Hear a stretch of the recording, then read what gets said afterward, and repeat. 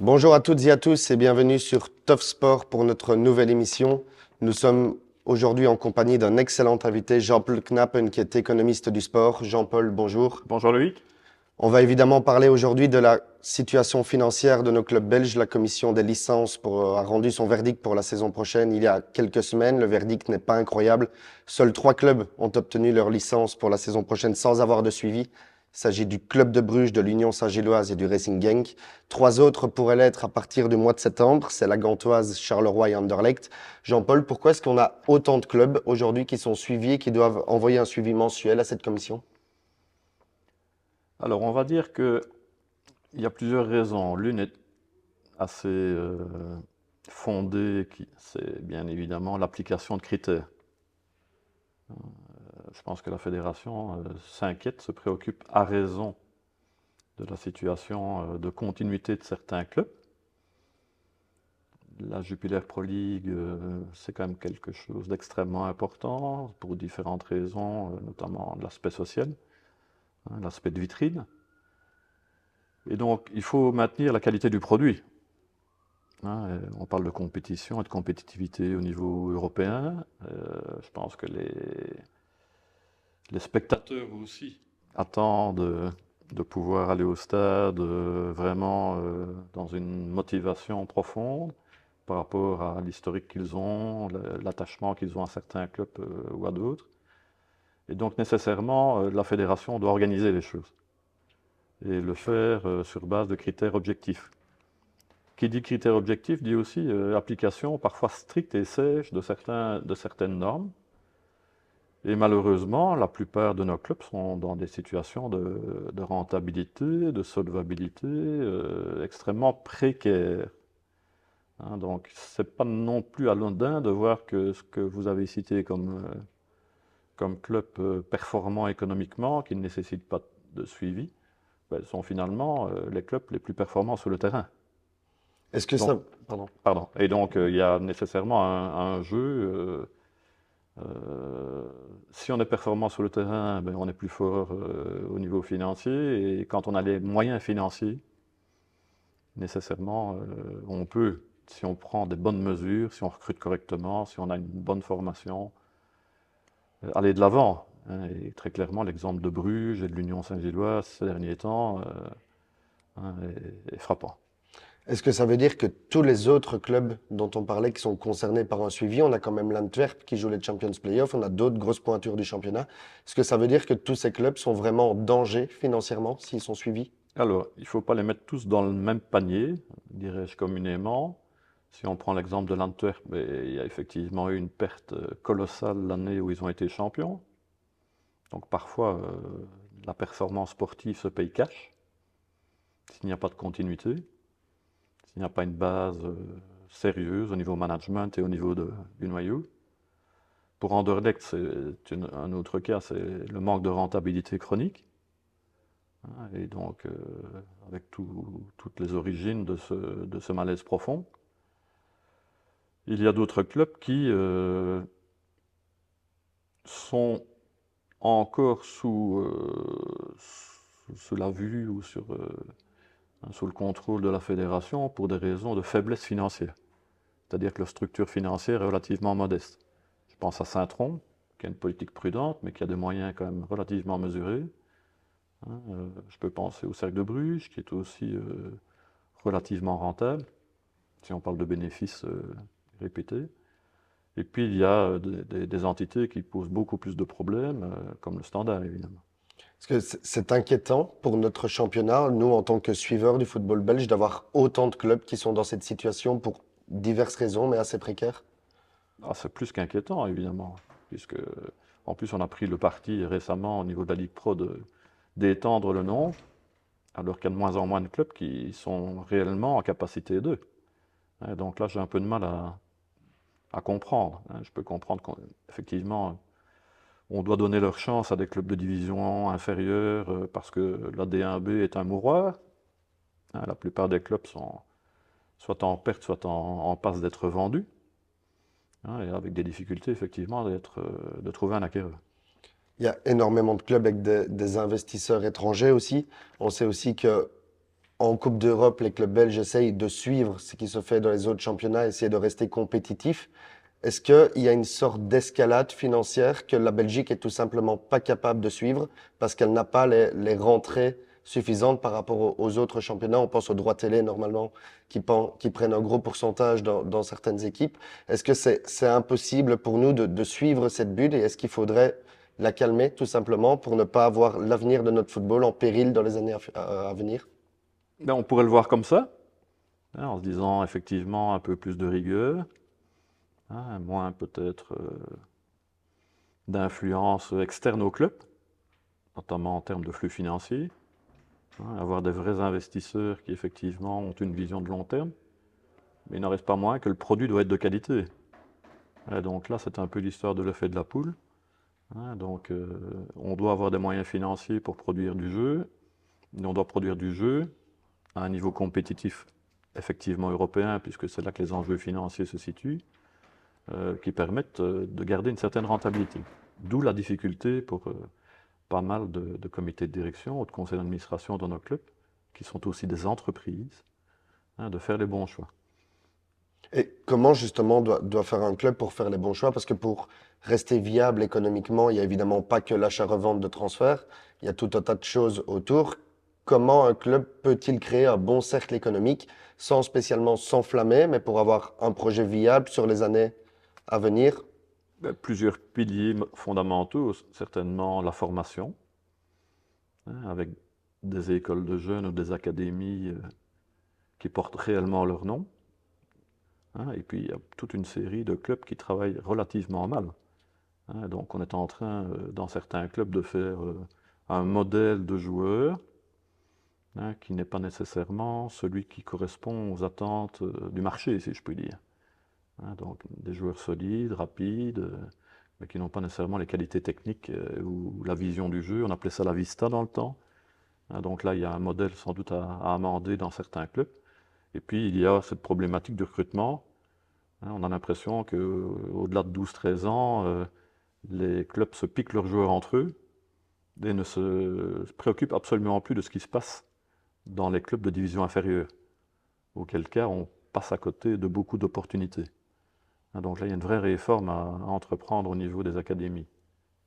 Un autre facteur fondamental, évidemment, c'est la gouvernance, hein. Et donc ça, quelque chose qui, à mon avis, est en train de percoler au Standard, hein, qui, pour la première fois depuis pas mal de temps, je dirais, ne met pas la charrue avant les bœufs, hein. Et donc je tiens à saluer, de mon point de vue, mais on verra bien évidemment si le résultat sera là, hein, la nécessité, bien comprise par M. Angelini, de d'abord travailler sur une gouvernance, hein. Et puis la gouvernance permettra d'amener des investisseurs, mais ce n'est pas l'inverse, hein. Malheureusement, dans ce cas-ci, hein, classiquement, c'est davantage plutôt les investisseurs qui vont choisir les dirigeants, mais dans le cas d'espèce du Standard, avoir pensé à mettre d'abord une structure plus locale, plus connaisseuse vraisemblablement, hein, c'était le point d'entrée. J'en veux pour preuve que depuis 2 ans, le club est en vente, mais qu'on n'a jamais réussi à convaincre la moindre initiative. Ici, je pense que l'arrivée des noms et des expériences, hein, permet à des investisseurs étrangers de se dire, ben, effectivement, on amène des moyens financiers, mais il y a déjà une base. Alors la base n'est pas dans le noyau, qui est nécessairement pas du tout à la hauteur des ambitions, hein, mais en tout cas, on est en train de constituer une base de gouvernance, et ça, je tiens à le saluer. Ces dernières décisions, pourtant, au Standard, elles ont été assez critiquées par les supporters qui parlaient parfois d'enfumage en disant de vouloir ramener un ADN liégeois pour essayer d'enfumer, rendre la mariée un peu plus belle. C'était quelque chose de nécessaire au Standard de faire ça, même pour l'image du club, de retrouver cet aspect local et économiquement, c'est comme ça aussi que ça peut aller mieux. Ben, c'est un must, nécessairement. Alors évidemment, les supporters n'ont pas été bien servis depuis pratiquement 10 ans, hein. C'est quand même eux qui ont chassé M. Duchâtelet, donc je pense qu'ils ils peuvent aussi regarder un peu la pierre qui est dans leur jardin.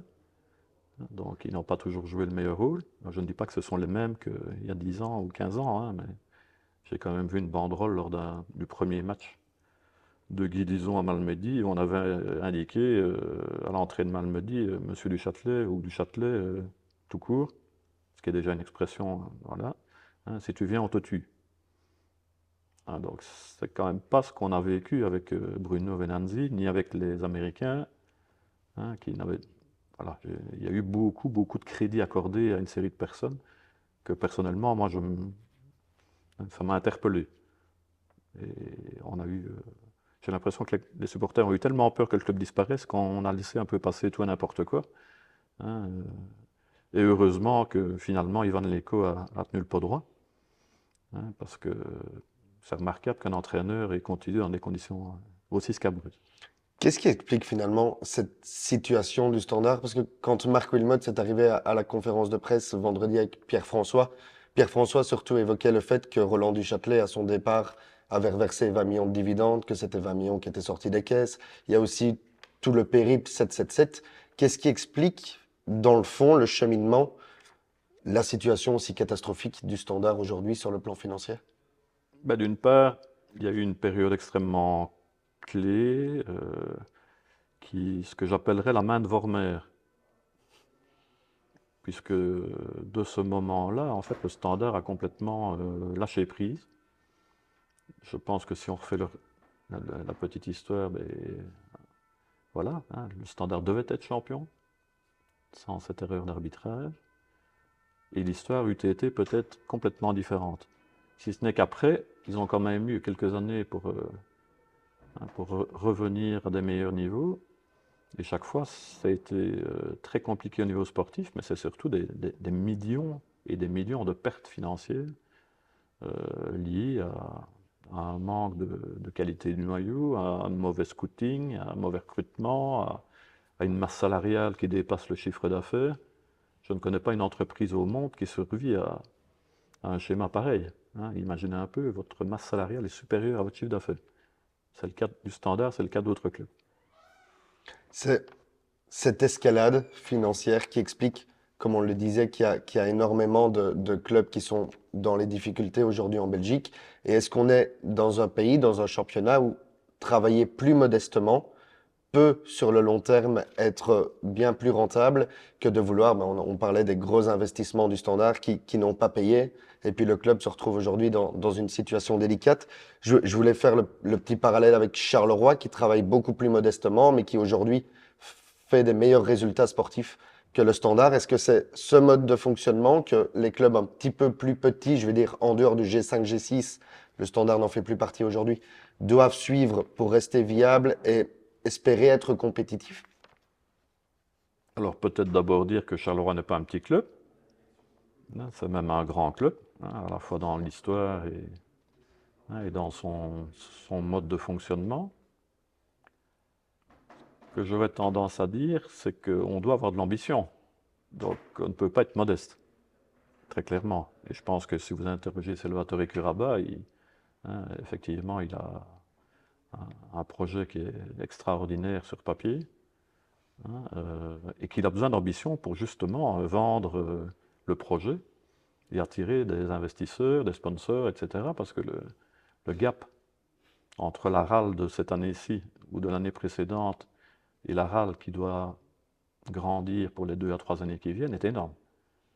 Hein, c'est un budget qui doit tripler, quadrupler en 2-3 ans. Hein, et donc, c'est là qu'on verra effectivement si le pari de Salvatore dans un modèle innovant, avec une académie, avec une nouvelle infrastructure, est payant. Et de nouveau, il y a de l'aléa. Hein, le monde du football, ça tient parfois à un ballon sur le piquet. Hein. Voilà, et donc ça dans l'entreprise, c'est quand même un peu moins présent. C'est possible aujourd'hui pour un club comme la RAL qui monte, si on exclut l'arrivée d'investisseurs externes, de rejoindre à terme, au bout de 4-5 ans, comme Salvatore Curaba le disait, le top du football belge. Économiquement, c'est possible? C'est possible, bien sûr, mais ça répond à certaines conditions que je viens de citer. Hein, nécessairement, le volume financier doit être multiplié par 3, 4 ou 5. Hein, quand on voit le niveau du budget de Bruges, on est à près de 170 millions. Hein. À la RAL, on est à 3-4.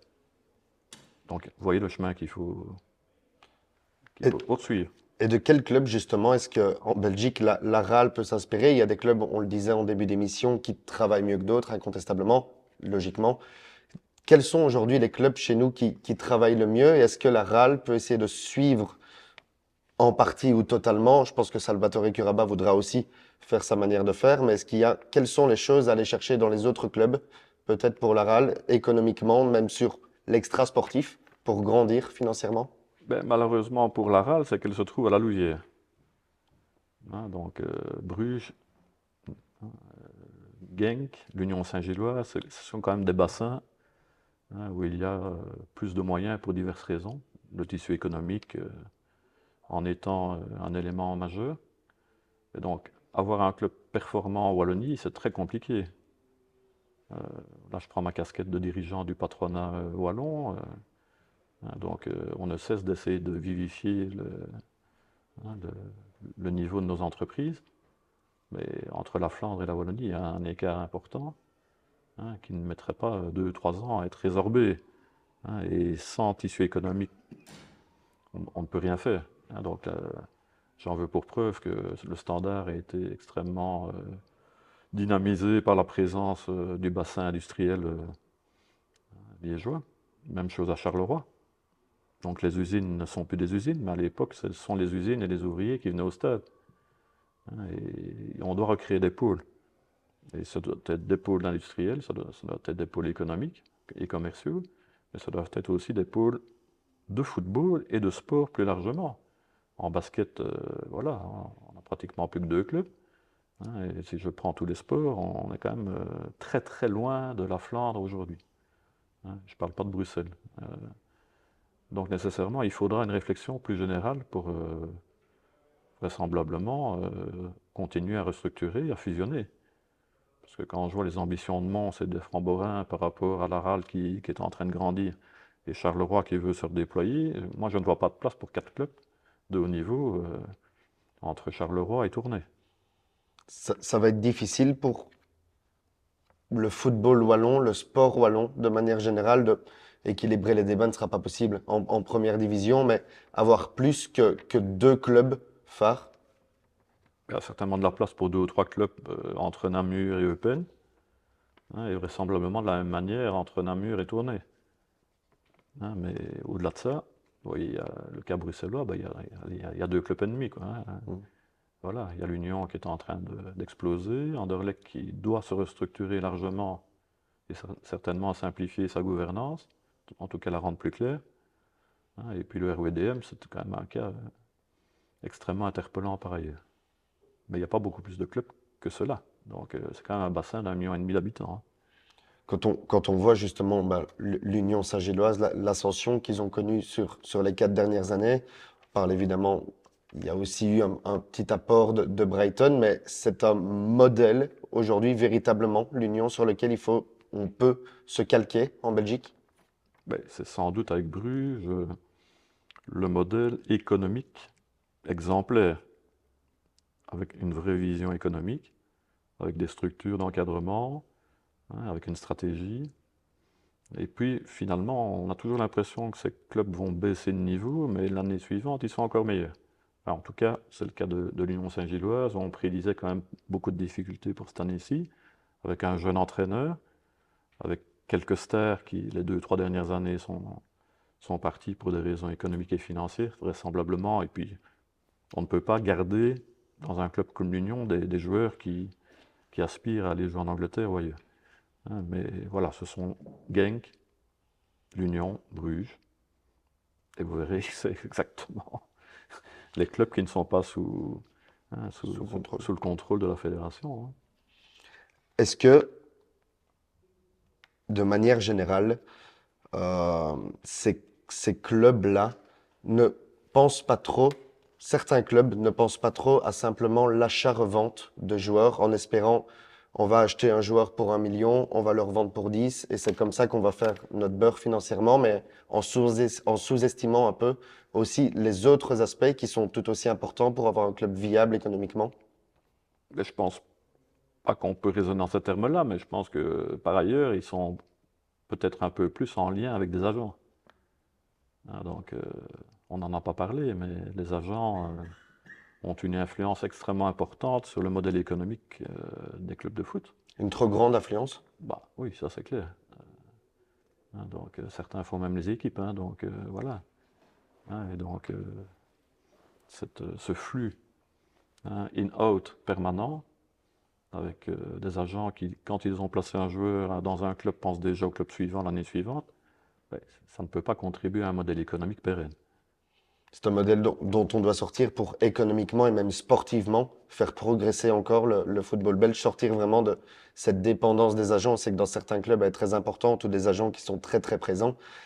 Pour tous les pôles, c'est important de sortir de ça. On n'en sortira jamais. Il y a un principe de réalité. Mais on doit mettre des guidelines vraisemblablement. Et puis c'est la faute aussi, ou la responsabilité plutôt des dirigeants. Et voir l'intérêt du club avant l'intérêt de leur portefeuille. Voilà. Pour terminer peut-être sur une note un petit peu plus positive, on l'espère, est-ce qu'il y a des moyens, des faits de croire que ça va s'améliorer dans les années à venir, que la situation économique de nos clubs va devenir meilleure, qu'on n'aura plus seulement 3 clubs qui n'auront pas de suivi de la commission des licences et qu'on va pouvoir restructurer un peu notre football pour avoir des clubs qui ne sont plus aussi dépendants et qui vont pouvoir se gérer eux-mêmes mieux? Ils ne se géreront pas eux-mêmes mieux sans intervention forte des autorités et de la fédération. Le monde politique peut jouer un rôle important au travers de fiscalité ou d'outils. On n'a pas parlé des infrastructures, mais je pense que auparavant, le modèle, c'était quoi? C'était le stade communal et le boucher du coin qui donnait une enveloppe. C'est clair qu'on ne peut pas jouer au niveau européen sous ce modèle-là, mais il est absolument indispensable que les clubs revoient leur politique en matière d'infrastructure. C'est ce que Charleroi fait, c'est ce que la RAL vient de concrétiser. D'autres ont fait l'inverse, comme le Standard, en vendant leur stade, pour des raisons évidentes de maintien du club. Mais le Bruges aussi, qui est quand même en excellente position, pense à moderniser. Et quand on va dans d'autres pays, on se rend compte qu'on commence vraiment à décrocher sur ce plan-là. Donc ça, c'est une des bases. Donc, en résumé, une bonne structure de gouvernance, où on prend ses responsabilités, où on ne dépend plus autant des influences des agents, qui eux regardent leur intérêt, et c'est normal. Dans le monde économique, chacun regarde son intérêt. Donc là n'est pas le sujet. Mais c'est parfois assez négatif ou contre-productif.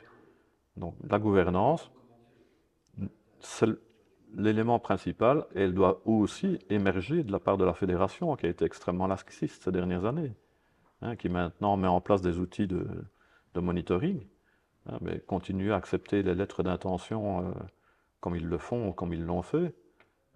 Voilà, c'est intolérable.